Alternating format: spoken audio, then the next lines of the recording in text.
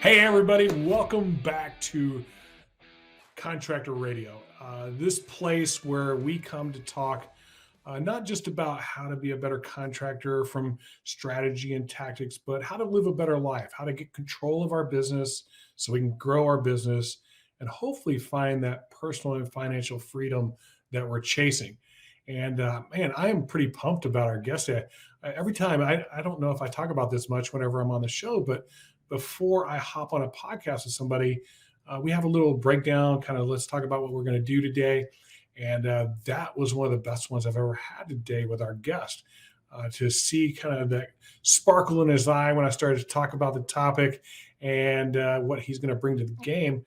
And we're going to talk about this idea of purpose and how it applies and how we might get it right sometimes, and then other times what we might be doing wrong with it.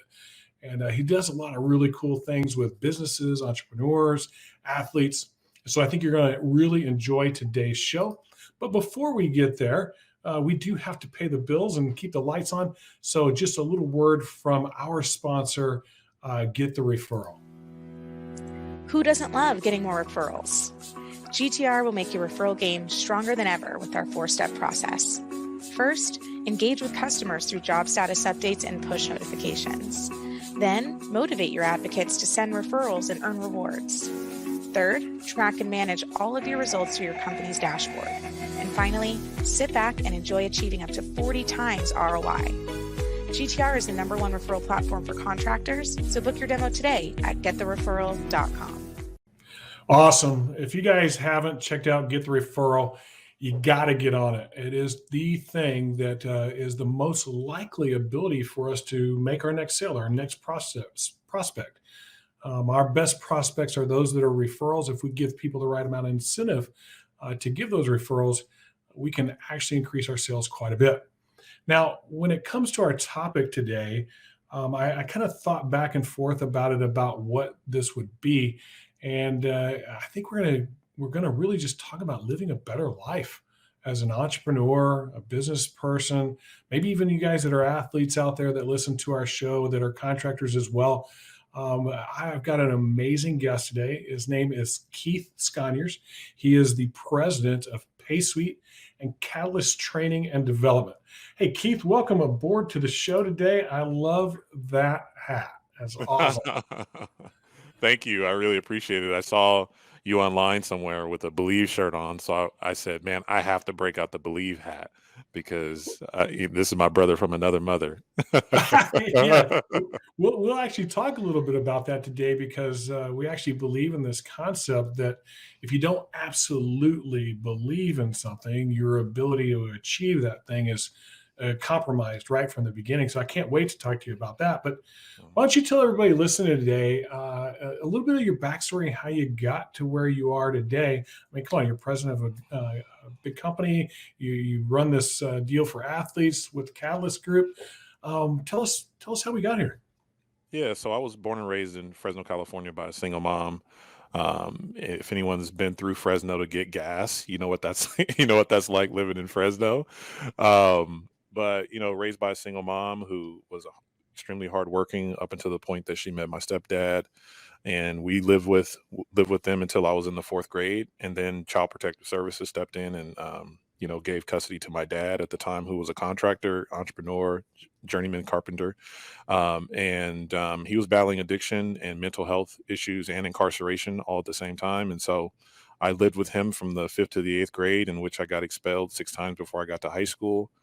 My freshman year, I had a 1.3 GPA, and getting kicked out of school 1 to 2 times a year was the same trend that I was on until I started playing sports.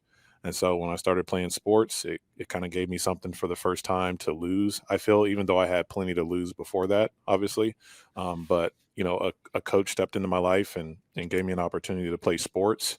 And what that meant for me was, an opportunity to kind of turn my ship around. And it changed my life. He looked me in the eye and said, "Kid, you could be a Division I athlete." And I didn't even know what Division I was. I didn't know what basketball was because my stepdad was really interested he was into sports, his coaching and things like that. And I wasn't interested in him. And so I wasn't interested in sports. But, I took that opportunity, played a few years in high school, got a scholarship to come to Portland State, played there from, '02 to '06. And then I got done, and if anyone's played sports and played at a high level, they know that when the jersey comes off, you have a very significant challenge in front of you because you put your heart into something. And now what do you do with your life? And for me, it was trying to figure out what I was going to do next and who I was and how I was going to take care of my family. And because, I didn't have the stability at home growing up, I wanted to be a certain type of person that, maybe my dad wasn't able to be for me. And, the next 11 years, I had 17 jobs in 11 years after leaving Portland State. And yeah, I mean, a lot of adversity that I had to face, a lot of, soul searching, I would say. And I would say many entrepreneurs probably find themselves there where they're trying to figure out, what the key is. And, I feel like I tried every key and, and then eventually, 5 years ago in March, almost 5 years, it'll be 5 years this coming March. I walked away from a job that I had because I felt like I had tried everything and I still wasn't happy. I still wasn't hitting the goals that I really wanted to achieve, not only for myself, but also for my family and, but also a certain feeling that I wanted to have at work. Right. And so I left that job without any money in my bank account, and no business plan really. And I don't recommend that for anybody, but but you reach a point and there's these old sayings where a man's got to do what a man's got to do. And, it was one of those gut check points where I said, I have to go figure out how to live the way that I want to live. And it doesn't mean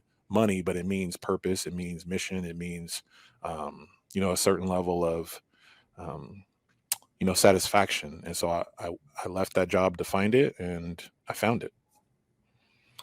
Yeah, well, man, now that I found out more about you, we even have more in common.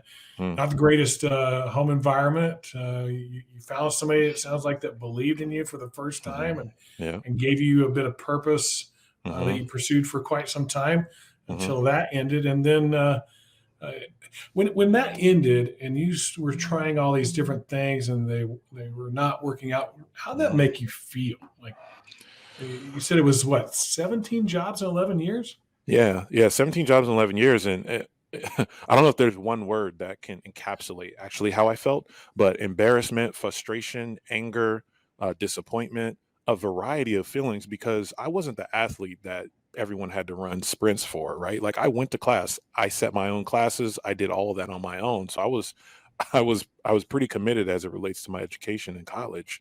And so to get out of college and to have followed all the rules, so to speak, right? Like stay out of trouble, go to class, do your homework and all of those things. And then to be put in this situation where, I was changing jobs every 6 to 8 months, and 5, 6, 7 years after getting done with college, I was still sleeping on the floor of a furniture-less apartment and eating mac and cheese. That wasn't even the good Kraft mac and cheese. I'm talking about the knockoff 99-cent store mac and cheese, in the black and white box. Oh my gosh. It was incredibly frustrating, and, that's how it felt. It felt like I tried everything. Like I'm a good person.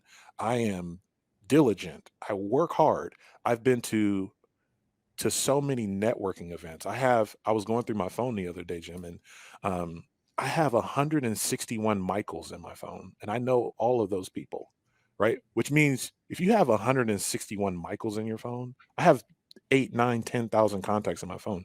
To be sleeping on the floor and to have put in all this work and not get the results, I was frustrated. There's words I would use, but I don't recommend using those words either. But I was just upset, You can. I have a little bit of freedom on our project. You okay, man. I don't think we're gonna get ostracized for anything. So I can remember. I think some of the words I would use, I was pissed off. I'm trying to do everything I can. It wasn't paying off and frustrating. And I think so many of us go through that, whether they be one of our contractors listeners, somebody just happening to listen to the show today. That we end up in that place.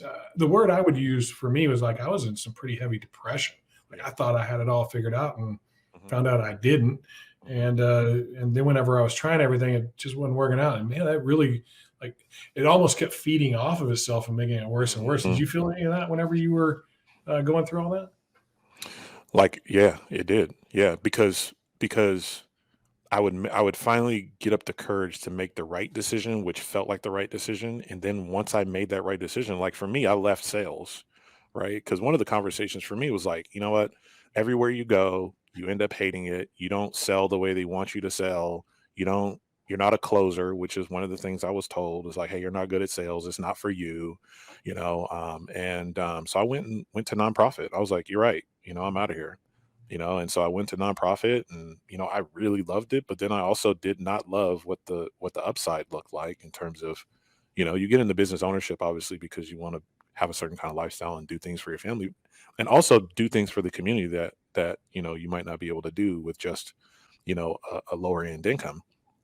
And so I found that I was like, wow, here I am again, like I've made what I felt was the right decision, but I'm still not reaching my goals, and I'm still at risk of being evicted because, I'm at this lower end job or not able to honor, my family commitments and things like that. And so, yeah, it did feel like it was just getting worse and worse. And a lot of times I felt like, man, maybe my life is just supposed to be like this, you know?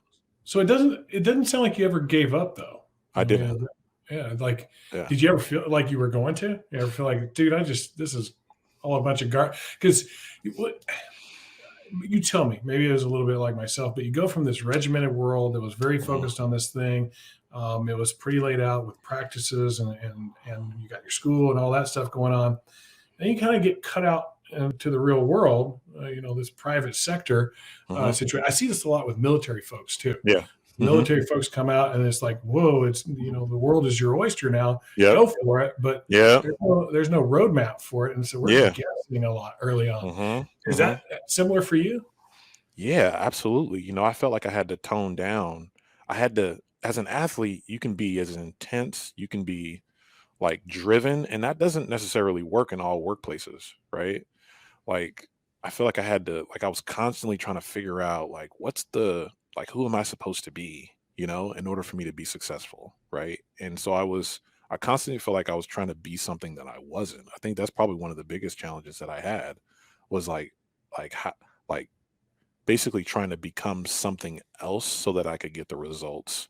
But even when I was in those roles, then because wasn't being authentic and I wasn't being me, I still wasn't happy, right? And then my performance wasn't what it needed to be. Yeah, could you? I want to dig into that for a second. Um, could you explain what you thought you needed to be and what was driving that? Yeah, well, I would say that when you go into so like my first job out of college was as a loan officer, and this was in '06, '07, right? So in '06 and '07, you could give somebody a mortgage even if they didn't have, a driver's license, right? They didn't have to, right? And in the office that I was working in, there were people that were, forging documents that ended up doing federal time, Oh wow! right? And so when I say that, I felt like I had to be something that I wasn't, I ended up because my goals were such of wanting to make 6 and 7 figures and those types of things, you automatically seek out roles that align with that. And typically in those environments are not necessarily people that study sociology because they wanted to be help because they wanted to help people, right?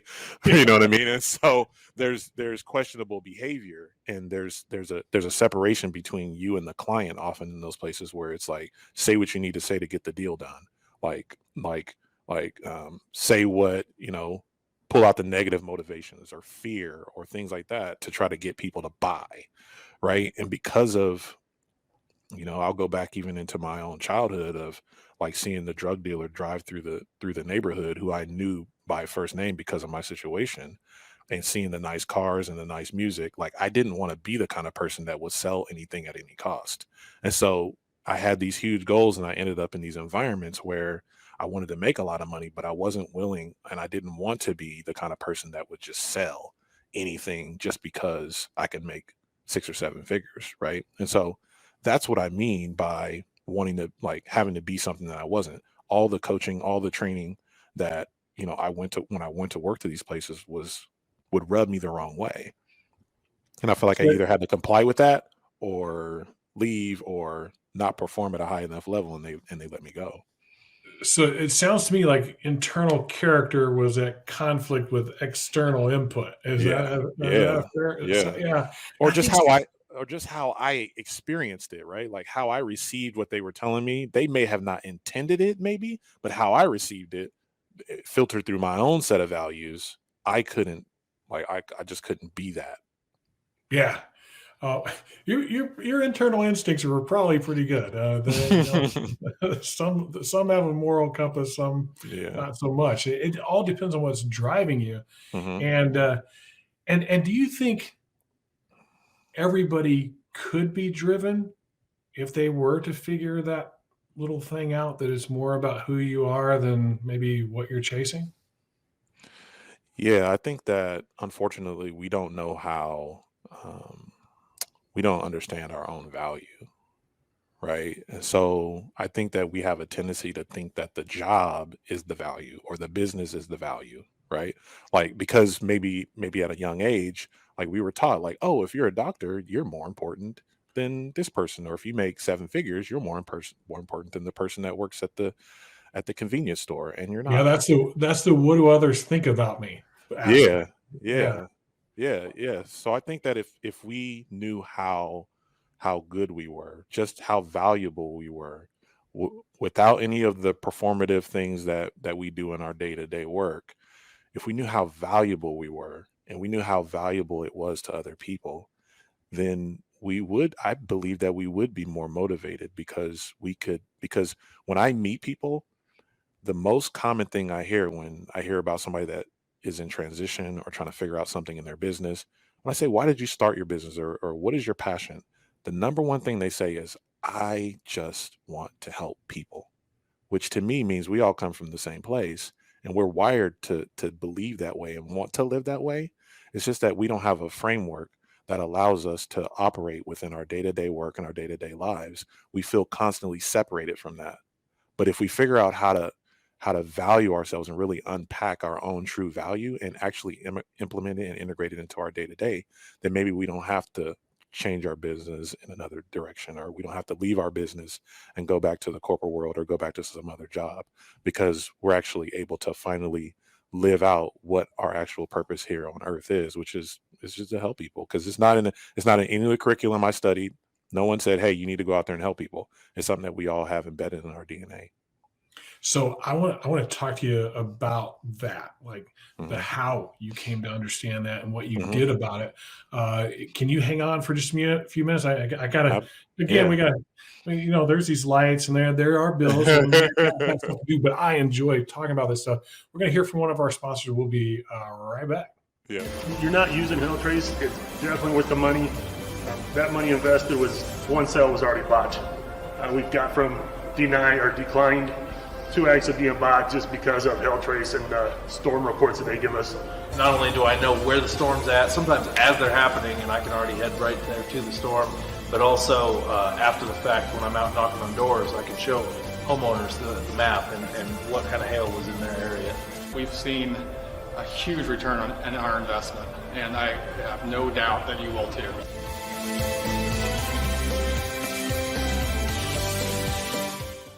If you're a storm restoration contractor and you don't use HailTrace, what are you thinking? Come on, guys. Like, it is the best of the best, and they do a lot more than just maps.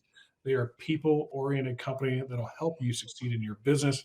And speaking of succeeding in your business, we're here with Keith Sconiers from PaySuite and Catalyst Development and Training.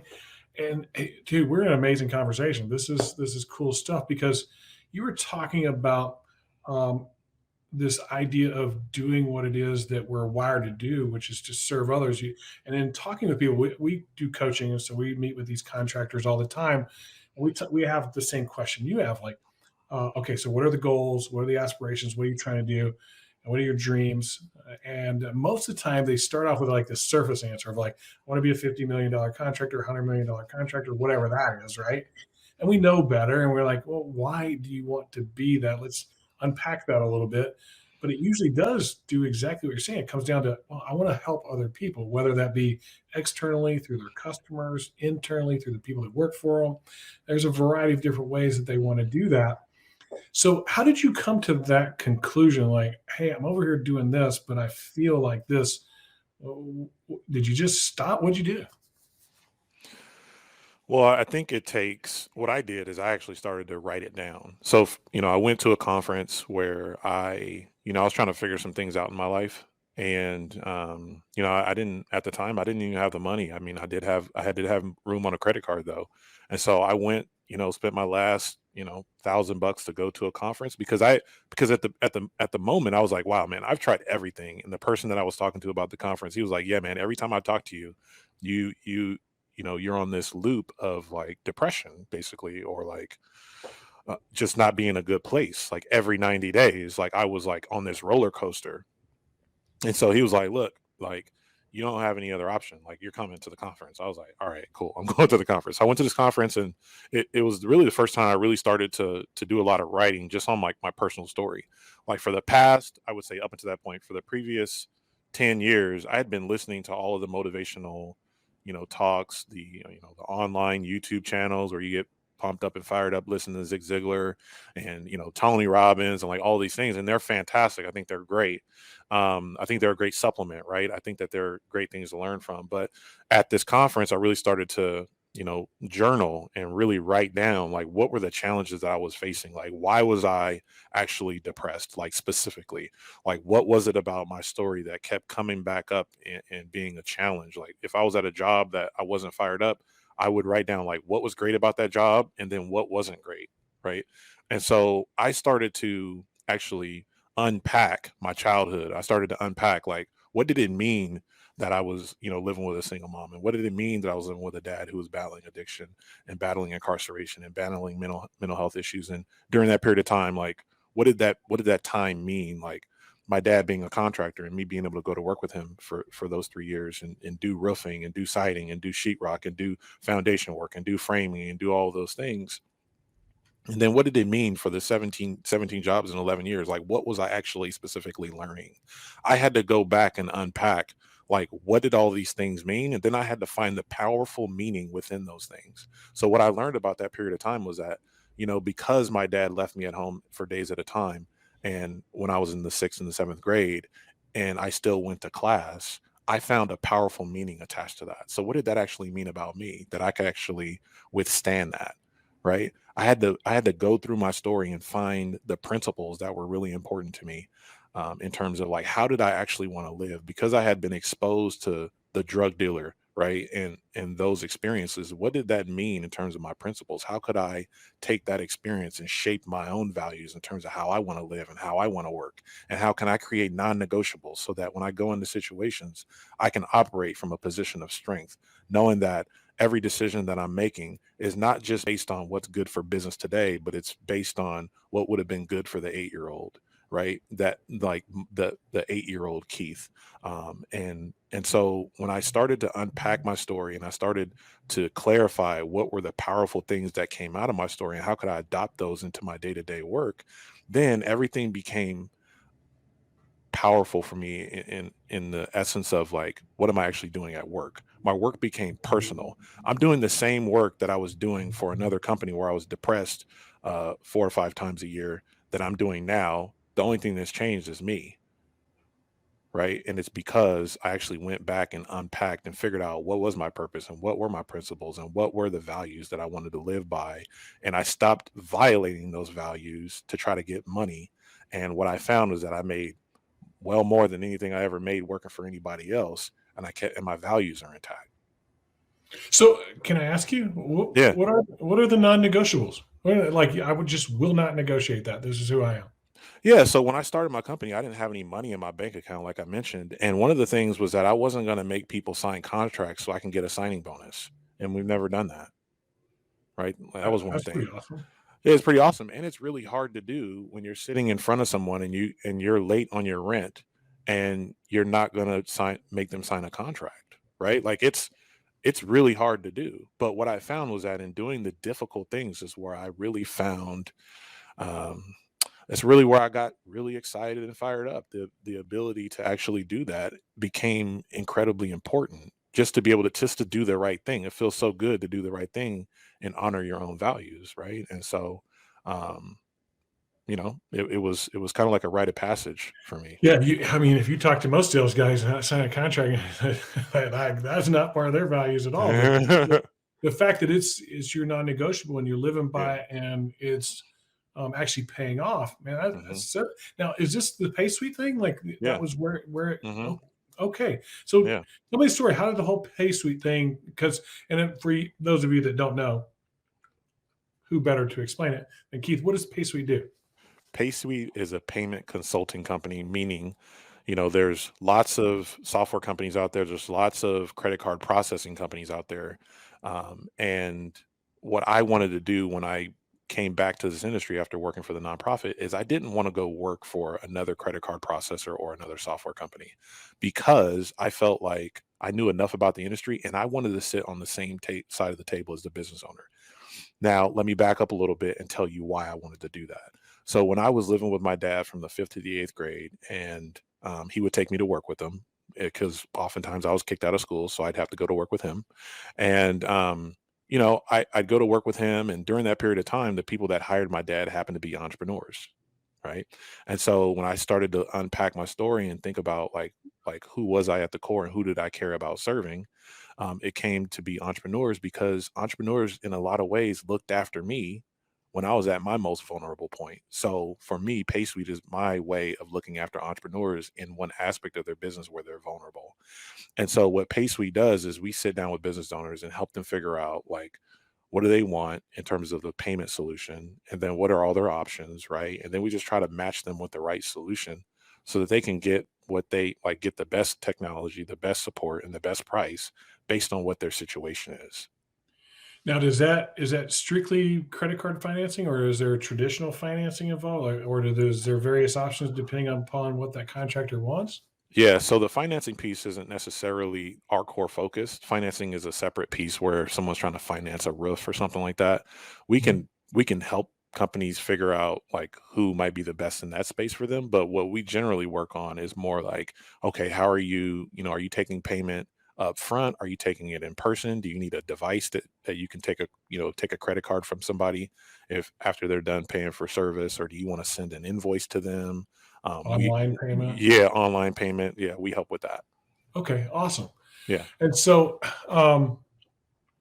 how did this particular situation align more with your character and non-negotiables than like? Was it because you were sitting on that side of the table as more on the entrepreneur side, or was it because you were helping entrepreneurs? Was it something else that I'm not quite seeing that from Yeah. other people in leadership there that were like okay with those non-negotiables? Yeah. So what I found was that I was working for the fifth largest processor in the country. And this was the job before I went to nonprofit. And I was working there, and one day at work, I was sitting across the table from a restaurant owner who was speaking to me in broken language because English was their second language, and they were complaining about the company that I worked for. They were saying, "Why isn't your company helping me? Why are and there had been some restructuring going on in the organization, with some different technology that they purchased, and I was sitting across the table from this business owner, and my heart was just like I was upset. Actually, I was upset for him, and so I went back to the office, and I sent some emails to the department that could fix it, and they forwarded all my emails to the perpetrator, and they didn't want to fix it. And so since they did that, I wrote my resignation letter that afternoon. And so when I went to nonprofit and I had went to that conference and I started unpacking like what was it about my story and all these different experiences and what were these experiences telling me, then what I learned is that I care more about being an advocate for the business owner versus being just the salesperson to the business owner. Right. And so that's when I came up with this idea. Well, I'm going to start this consulting company and help the business owner, help the entrepreneur sit on the same side of the table as them, because that's where they really need the help. They don't need just another salesperson coming in and telling them, hey, yeah, we're the best and we can do this and we got the best fees and this and that. Like they need somebody that can understand the industry and advocate on their behalf and help them get what they deserve and keep these Ah, companies accountable. And so that to me was what was most powerful because in many times in my life, I had that advisor or I didn't have that advisor. right? I had the advisor that showed up as a coach, right? That was like, hey, kid, here's an opportunity. I had, or I didn't have it where, I was, maybe in situations, in fifth, sixth, seventh, eighth grade where, I was exposed to things I wasn't supposed to be exposed to. So that aspect of my story shows up in my work. So that's pretty much how it happened. That's pretty cool concept because a salesperson unfortunately doesn't always have the best interest of hmm the purchasor in mind, right? hmm It's like, hey, how do I make this sale today? Because that's going to put food on the table for my family and pay my rent. But you're kind of in between, going, hey, let me listen to what it is that you want and what you're hmm trying to get out of this. And hmm then let me go. I've already done all the research. I've already Yeah. done that part of it that you don't have the time to do. hmm And based on what you've told me, this seems like the best situation for you. Now, let me help you go to them and advocate for you to get what it is that you need when hmm it comes to your credit card payment processing and Yeah. whatever else it sounds like they might need to do to hmm get payments paid. Yep. That's a cool concept, man. And as I was listening to you tell a story, I was sitting there going, I did a very similar thing because in the roofing world, especially in commercial, you would have sales guys come in and try to sell people on their commercial services, but they're more focused on them than necessarily the buyer. hmm Where I could go in there and be the consultant and say, I'll help you find the right commercial contractor to get this done. And so, kind of a similar setup to what you have hmm surmised. And that should really tell us something as salespeople. People are not looking for somebody to sell them. They're Yeah. looking for somebody to look out for them, to give them hmm the best solution for them. To be hmm honest, when you're not, and hmm you'd be shocked at how much more you get back. Like I changed to that model. I was not always that way as a sales guy. Yeah. I was the closer, man. Like Yeah. the epitome of a closer. Yeah. And we actually teach sales right now to home service companies in Okay. this manner that you're talking about. That through that, we actually close at a higher percentage. hmm We get a higher referral percentage because we do it more on a consulting basis where Hmm. we would truly listen. We truly like, hey, let's find the best thing for you, best payment options, best product, best alignment with us. And if it's not aligned with us, we're not the right one for you. We'll help you find the other ones. And just that alone gets more business from a referral basis. hmm That's pretty cool. You enjoying it so far? It sounds like. I love it. I love it. I love it because, for the first time, I'm able to honor like who I feel like I was designed to be and operate like from a true place of authenticity. And it's not just, it's not just another business for me. It's an opportunity for me to serve at a high level, which is what I've always wanted to do. Well, we talk about it all the time. This concept of understanding what your why is. When you Yeah. know what your why is, then you'll have purpose and passion to chase it. hmm hmm But and there's a great book written about it. Start with why. hmm I love Simon Sinek. I think it was really good to bring that up and really make that a point of focus in our businesses hmm because I think it truly is important. But we started to realize something that a lot of people were doing that, but they were doing it from almost a self-serving side of the picture of, all right, my why is now to be $100 million contractor because I want all this money in my bank. And like, there was all these reasons Yeah. for their why. Yeah. But what we found is they're not aligned with who we are internally, character-wise. And it sounds like you went through some of that. Um, what do you think's going on there? Why is that just human nature, natural? Is it because others are telling us that's the way it's supposed to be done? What do you think? Well, I think that, yeah, I think it is actually. I think that because we want results so bad and we think that the results are more important than people, then therefore we're willing to do whatever it takes in order to flog people, right? And if that means that I have to share some vulnerable story to get you to buy in or to get you attached to me so that I can pull money out of your pocket, then that's what I'm going to do. Like sometimes people are wired to like, okay, let me just get to the chase. Let me cut what's the fastest path to the pocketbook. And if you're telling me that I need to communicate what my why is in order to do that, then that's what I'm going to do. I think that sometimes people have really missed the point and missed the actual true benefit of operating from like truly knowing what your why and what your principles and what your values are. because they're not necessarily bought into that, right? They're bought into getting the resources instead of like getting what they actually need to live from an authentic place. Why do you think that is? I mean, I have my own opinions on it, but I'd love to hear yours. Why do we default to that versus what we come to realize over time, some of us that get some experience? Why do you think that happens? Well, I think we've been conditioned the way that our world is maybe set up, right? Is like it's all about the almighty dollar, right? And it's all about what I can get. We're not conditioned to think in this like this abundance mindset. It's all about scarcity, right? So we're all about like I gotta get, so that otherwise no one else is gonna, otherwise I'm not gonna have, right? And so I think some of it's scarcity, some of it is actually having there's a lack of role models that are actually winning, right? That have the resources but also have value, like have also honored their values. And so I think for a lot of people, they just don't believe that it's possible. They don't believe it's possible to leave your job and double your income and without violating your values. But I think the more people that they encounter that are truly, truly operating from a place of authenticity and from a true place of actual service to other people, and from a position of like being strong in what their values are and like having non-negotiables, the more they witness people that actually stand for what they stand for and do it the right way, the more people will have the courage to actually live out, building their business in a way that honors their values, instead of it being this superficial why that is constructed in some marketing department at some smart Ivy League marketing professional's office, right? Because at the end of the day, people know, right? Like if your heart's not in the right place, you may fool me once, but you will not fool me twice.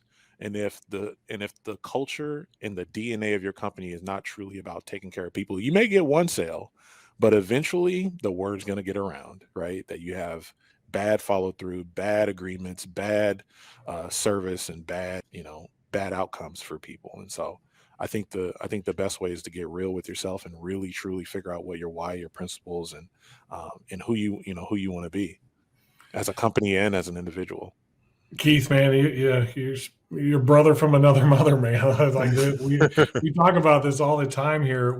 We get so focused on the outside stimulus, which is times 1,000 what our internal stimulus is, because we don't have enough time for any of that. Getting quiet and really sitting down, doing what you do with journaling and writing it down, or meditating, or really actually taking time to just seriously think. I don't think we take enough of that time to do so. And so we're listening to what we're being told to do instead of listening to internally of what we feel we should do. Yeah. And I think you're right about this part too. I think we are wired internally to serve, but we're being pushed from the outside so much with the gain because of the scarcity mindset. And one thing I found is, I found this abundance mindset quite a while ago. And ever since I did, I've been all about, how do I serve? How do I make the person that I come in contact with better today? And it is just like, I can't avoid the opportunity that is presented to me. Like it's just been so good and so blessed and so thankful for everything that's been put into my world because of it. You're right. We need more voices doing this. And I think the reason that we don't is I think those folks are pretty humble. They still have humility. Yeah. And so there's this friction between that humility and this putting ourselves out there. They're like, hey, we don't want the spotlight on us. We don't want this light shining on us. I know I do. Do you deal with any of that?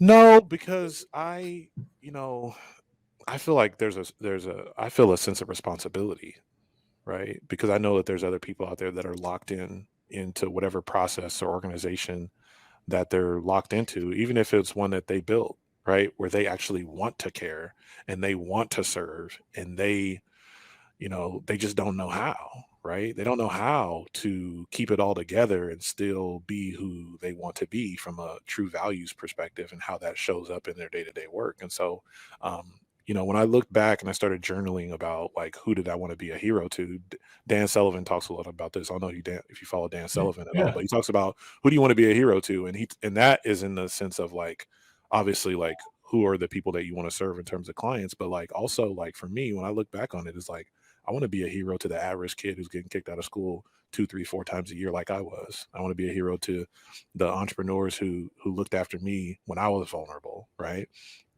Because they were key in helping me get to where I am today. And I want to be a hero to the athletes that are out there. And the only way that they find out about me is if I stand up and actually talk, and if I actually get out there and share and talk and recognize that, like you're gonna have, unfortunately, you will have to be in the spotlight a little bit, I guess. But at the end of the day, if your heart's in the right place and you've done the work of working through what your core values are, what your unique abilities are, your the relationships that you really want to serve, then like if it's coming from a good place, then I want you on stage.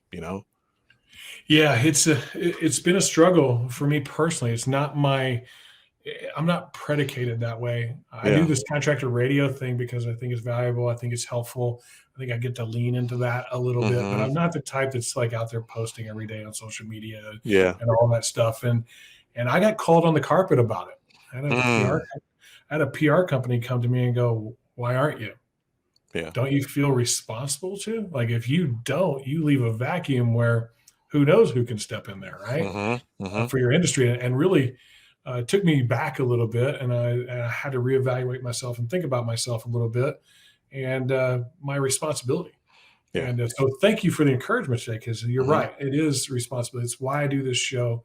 It's why I've made a bit of a commitment this year to put myself out there more and be more about that, because I think people need that understanding that you don't have to compromise your values to get ahead in this world just because that's what the world tells you you're supposed to do.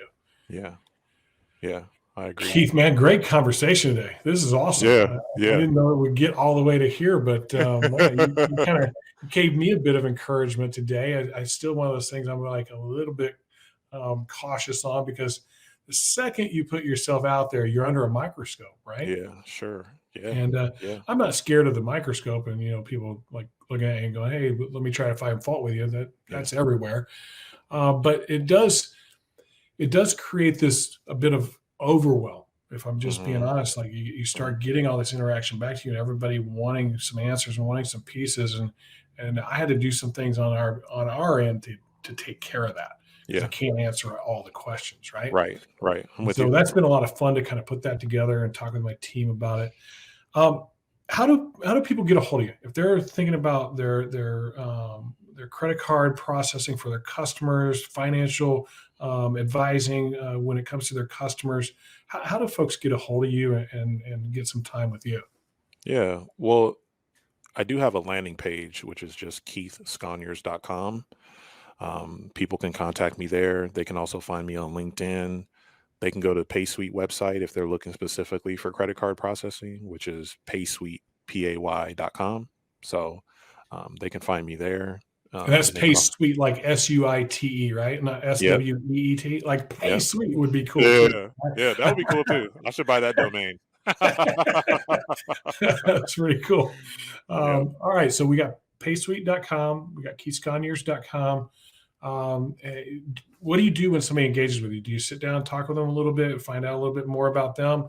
Does it Yeah. cost them anything to do that? What does that look like?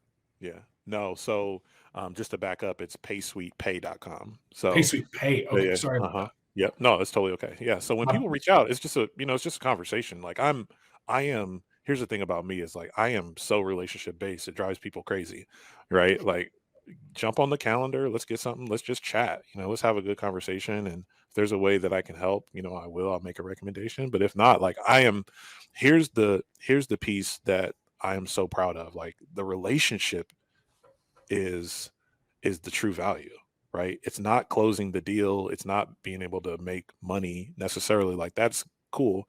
The true gift that we have is being in relationship, right? And so like if I can be in relationship with somebody just to help them out, whether it's just today or a season or a lifetime, like for me, that is the highest I would say value that I have found in the work that I do is just being able to just have a relationship and help people wherever I can, you know? The mindset I try to use with that, and we talk about quite a bit in some of our coaching, is we're believers in your network is your net worth. You've probably Yeah. heard that kind of concept Yeah. before, Yep. but your relationships are your true worth. Yeah. And I think that's a bit more powerful. That's cool that you do that. Mhm. I hope we can keep this relationship up, and I can help and serve you in any way I possibly can. Hope our audience gets a hold of you, has a discussion with you. If you can help them, great. If you can't, I think you'll send them in the right direction. Yep. And yeah, whatever we can do to help you, like my people will get all the websites and all that good stuff Yeah. correct and get it all to you. We'll get you a little media Yeah. kit and the whole bit. You can share Yeah. it to your crowd. But I have enjoyed this story today as much as anyone I've ever done. So thanks Yeah. for being on the show today, Keith. Yeah, absolutely. Thank you for having me. I look forward to future conversations. Yeah, I wish I had more time because there's a lot more Yeah. questions. I'm a curious dude. Would you come back in the future if I invite you back? Yeah, absolutely. Yeah, I got some cool questions for you, but I'm bumping up against time, and I know you got Yeah. a bit of a time limit today as well. Yeah. Eh, Thank you. Yeah. Genuinely, just thank you for taking time out of your day. There's always a big ask from anybody, especially when they are an entrepreneur. They have their business. We're busy people. Yeah. I'm grateful for it, and thanks for sharing with our audience today. I appreciate it. Yeah. You got it. Thank you, Jim. I appreciate If, it. if you don't mind, hold on for me. Just say I got to close the show, Yeah. but I want to talk to you for just a second, Yeah. and we'll cut you loose. You got it. Hey, thanks a lot, Keith. Really appreciate Yeah. it. Hey guys, what a great show today. This concept of kind of chasing those things that we think the world and our outside influence is telling us we should chase, and not feeling in the end like it's worth it, feeling a lack of connection to it. And this story with Keith today of going through all that, 17 jobs in 11 years, that's crazy. Us as contractors, while we may not go through that many jobs in that amount of time, we do feel like the thing we're chasing sometimes isn't aligned with what we're all about. If that's something that you're dealing with, if you feel like that's a problem, hop on our website, take our contractor assessment. It's free. It doesn't cost you anything. As soon as you submit it, you will get a link back to get on our calendar. It doesn't cost you anything. Hop on with us. Let's talk about those dreams you're after. Let's break them down, figure out what's going on, and see if we can find some alignment for you. And if you like our coaching and want to be a client, great. But if you don't, we want to bring you that value that day, give you some next steps on what to do with your business, because we're here to serve, just like Keith is. And if we can do that, it fulfills us and helps us give back in a way that we feel is impactful to our industry. Thanks a lot for listening to our show today here at Contractor Radio. Go ahead and click the download button, click the subscribe button, rate this podcast if you thought it was worth your time today and helped you with your life or your business. We are here for you. We're here to help you get control of your business so you can grow your business and find that personal and financial freedom that you're chasing. Check us out at contractorcoachpro.com and click on the contractor assessment. We'll give you a hand. Talk to you guys later. We'll see you on our future episodes.